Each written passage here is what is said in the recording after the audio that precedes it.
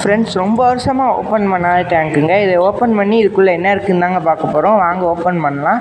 இதுக்குள்ளே பார்த்தீங்கன்னா செடியாக வந்து படர்ந்துருச்சுங்க. அப்படியே நிறையா கப்பி ஃபிஷ் வந்து அங்கே இங்கேயும் ஓடிக்கிட்டு இருக்குங்க செடியை எடுத்துகிட்டு பார்த்தா.